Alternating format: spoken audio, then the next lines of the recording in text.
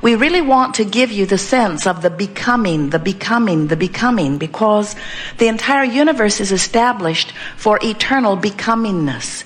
You could accurately say that the contrast that so many humans think they would like to do without is literally the stuff that puts the eternalness in eternity. Because if it were not for that contrast, expansion would not happen.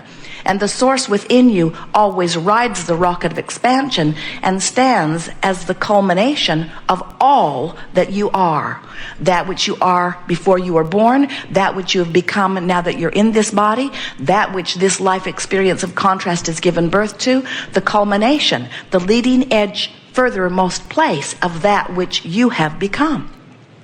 So we call this gathering the art of allowing. And what it really means is allowing me in my human form to be up to speed with what life has caused me to be. Allowing me to be in vibrational alignment with the fullness, with the wholeness of all that I am. And the better you feel, the closer you are to that. The worse you feel, the further you are from that.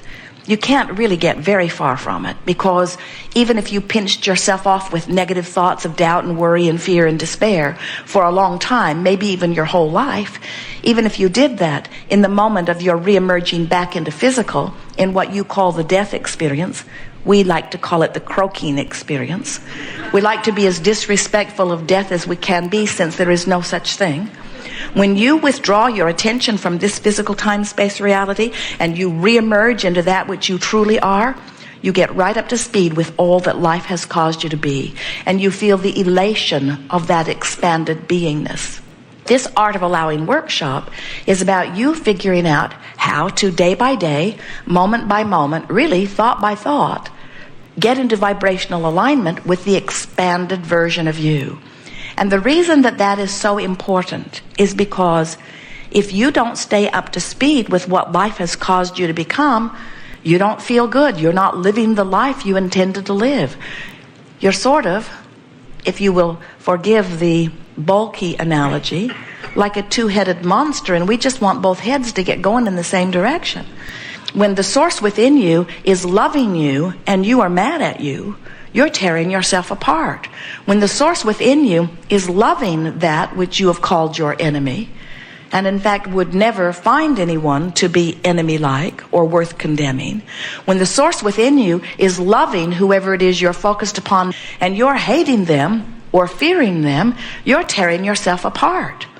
When the source within you knows your worthiness and you don't, you're tearing yourself apart.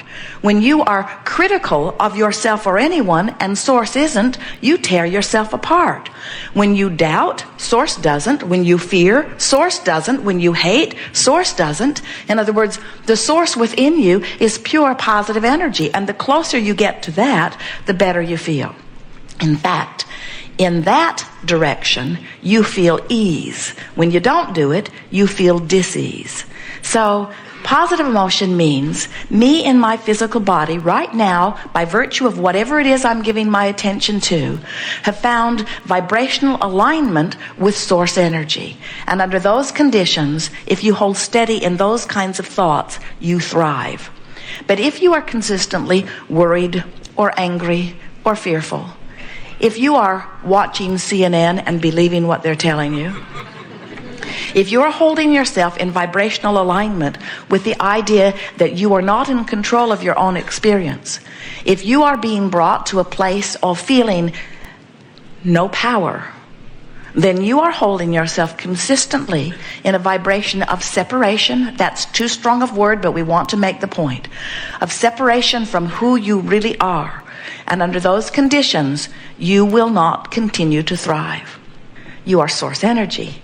And there is this wonderful buffer of time between the thought that you think and what actually manifests, because after all, you're not only offering a vibration based upon what you're thinking right here, this red hot minute, you are offering a vibration about who you really are. Are you getting a sort of sense of this duality?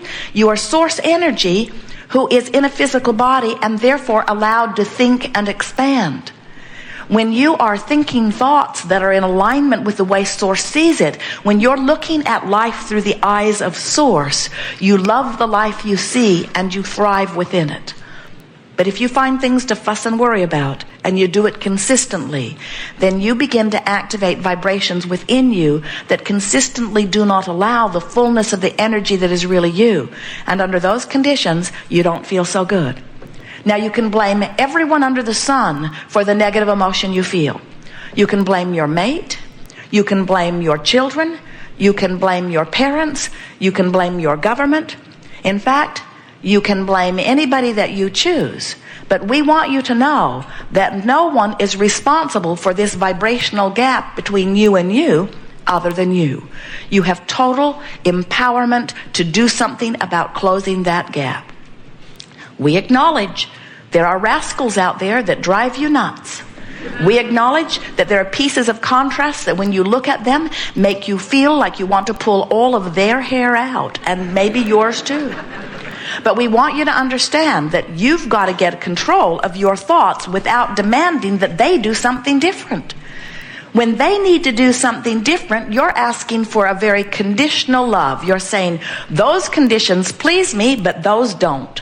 So those conditions that don't please me need to be changed so that I can be pleased. And isn't that the basis of most parental control? Isn't that the basis of most governmental control, or even most religious control? Those conditions don't please me. What are the odds, do you think, that this source energy that man calls God, all powerful, would really need to change those conditions so that I can be pleased? We want you to understand that that which man calls God and that which we know as source has got this figured out and does not need your compliance in order to feel good. That would be a pretty limpid God, in our opinion. If God were really to say, I want to feel good, but you are not pleasing me. Therefore, I do not feel good, and therefore, I will blow you all up. I will give you one more millennium to comply. And if you continue to displease me, dysfunctional God that I seem to be, and we are wanting you to understand that that which is source energy is always pleased, because that which is source energy understands the whole cycle of things, knows the eternal expansion, and knows the well-being nature of all that is. But you, in your physical form, you can use any excuse in the world to not be in vibrational alignment with who you are. And as you choose thoughts that source does not choose, you feel rotten. And then you run around and you're feeling rotten, and you say, I feel rotten, you need to stop doing that, and you need to stop doing that, and you need to stop doing that. And we say, what you are really wanting to do is to discover the freedom that only comes in unconditional love. The freedom that comes in aligning with the source within you and looking at the world through the eyes of source. And when you do, you feel worthy. And when you do, you feel and are love. When you do, you are tuned in, tapped in, turned on. You are the powerful creative genius that you are. You are the extension of source. You are the physical human embodiment of source. And you are then and only then living the life that you intended to live when you came forth into this physical body. Humans commonly say to us, Abraham, if I was pure positive energy before I was born into this body, and I'm going to bang around and then I'm going to return to pure positive energy, why did I bother to come forth and bang around? Why would I not just stay in the pure positive energy? And we say, because the expansion is so exhilarating to all of us, because you knew the power of the contrast, you knew that it would give birth to another rocket of desire, you knew you would then have the life-giving, exhilarating experience of consciously using your ability to focus to turn in the direction of what you've asked for, and because you knew that the joy is in the journey, not in the completion of the journey. We never see you make a plan for a vacation. You say, oh, I'm going to 10 cities. I'll go to this city and this city and this city and this city and this city and this city, and then I'll come back home. We never ever hear you say, oh, let me look at this objectively. Home is my final destination, and I am home. Why go? I think I'll just check this vacation off my list. Vacation has been accomplished. And we say, you don't go on the vacation to get it done. You go on the vacation for the fun along the way, for the insight, for the expansion, for the exhilaration, for the opportunities, for the expression of life. Can you imagine Jerry Nestor saying to their river guide, where will this raft come out of the river? And he would say, oh, many miles downstream, close to Fort Collins. And so they say, well then, we would like to put our raft back on the bus, and we would like to drive it downstream, and we will put the boat in the river about 50 yards from where we're going to take it out, because we like instant manifestation. And he would say, all right, crazy lady, but I thought you wanted a ride on the river. And that's what we want to say to you. We know you wanted the ride on the river. You wanted to come forth. You wanted to be you. You wanted to explore your contrast. You wanted to know what you don't want so you could know what you do want.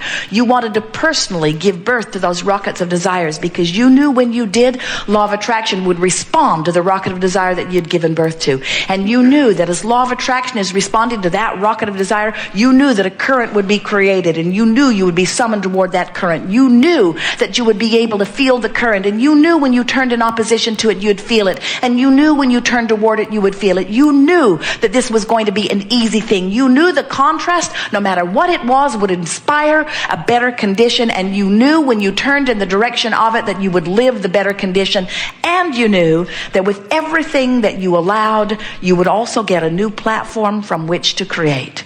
In other words, contrast causes you to give birth to a rocket. You turn in the direction of the rocket of desire. You become a vibrational match to it, and it manifests. And now you have a new platform. You give birth to another rocket of desire. You turn in the direction of it. You become a vibrational match to it, and it manifests. Now you have a new set of contrasting experiences, which gives birth to another rocket of desire. You turn in the direction of it. You become a vibrational match to it, and it manifests. And you say, you mean I don't ever get it done? And we say, that's right. You're eternal. There is no ending. And you say, then, tell me one more time, why do I do all of this? Why do I keep doing it? And we say, for the fun of it. And you say, it's not really been all that much fun. And we say, then that's because you're not consistently going in the direction of what life has caused you to ask for. Friends, we get it. We understand. We know it's miserable when life causes you to ask for this and you point that way. That's horrible. Don't do that. We don't blame you for questioning your reason for being if you're pointed against the current of life. But you were born with guidance, and now you know better. Now you know negative emotion means you're pulling against who you have become. So then you say, well, what do I do about those others who are outside of me, who aren't excited about me following my bliss? And we say,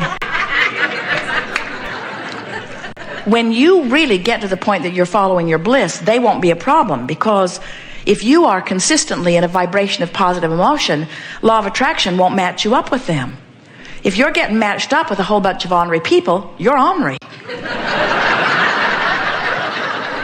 If people are giving you trouble in traffic, you're trouble. Jerry said, when he first met us through this format, I think that there should be islands of incarceration. The perfect judicial system. We'll put all the rapers on one island and they can do it to each other. We'll put all the killers on one island, they can do it to each other. We'll put all the burglars on one island, they can burglar each other. And we said, you already have those islands. Vibrational islands. And the audience said, how can that be? How would the one who is murdered end up on the same island as the one who murders? And we say, same vibration. In other words, whether you are murdering because you feel despair and you've moved into revenge and no one's allowed you to move further from it. In other words, isn't that what happens? You're in despair, you naturally move into revenge, and then your society says, oh no, revenge is not appropriate. This is as far as you go on the revenge ladder. So you go despair, revenge, despair, revenge, despair, revenge. Have you been following the lives of the serial killers? Have you read about what their life was like? Listen to any one of those stories, and what you hear is about someone who as a child was not encouraged into his alignment. And every time he made the effort to move forward, he was stopped by a system or a society or someone bigger and stronger who says, you're not allowed to feel that way, rather than encouraged to move right on through it into something that was more in alignment. We promise you that if someone presses a pillow to your face, you will flail about.